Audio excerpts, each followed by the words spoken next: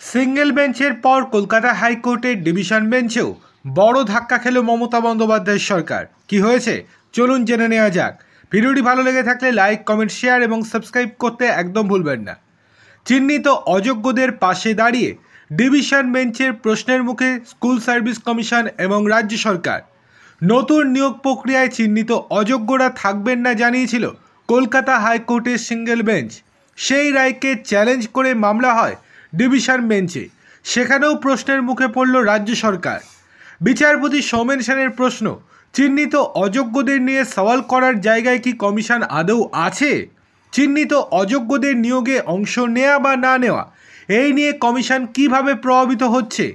এই দিন সিঙ্গেল বেঞ্চের মতো ডিভিশন বেঞ্চেও চিহ্নিত অযোগ্যদের পাশে দাঁড়ায় স্কুল সার্ভিস কমিশন ও রাজ্য সরকার। আইনজীবী কল্যাণ বন্দ্যোপাধ্যায় কোর্টে কমিশনের হয়ে চিৎকার করে সওয়াল করতে থাকেন, চিহ্নিত অযোগ্যরাও অংশ নিতে পারবে নতুন প্রক্রিয়ায়, কোনো বাধা নেই সুপ্রিম কোর্টের। চিহ্নিত অযোগ্যরা নিয়োগে অংশ নিতে না পারলে অসফল প্রার্থীরাও পারবে না। বিচারপতি সৌমেন সেন তখন বলেন, আপনি একটুখানি চুপ করে বসুন।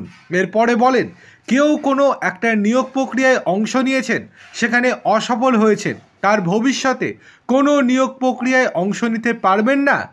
সুপ্রিম কোর্টের পর্যবেক্ষণ অনুযায়ী যারা দুর্নীতি করেছেন, প্রতারণার জন্য যাদের চাকরি বাতিল করা হয়েছে, তারাও এই নিয়োগে অংশ নিতে পারবেন।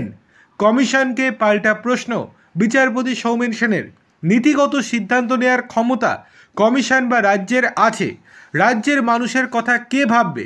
জনস্বার্থের কথা রাজ্যকেই চিন্তা করতে হবে। স্কুল সার্ভিস কমিশনের আইনজীবী কল্যাণ বন্দ্যোপাধ্যায় চুপ করে থাকেন।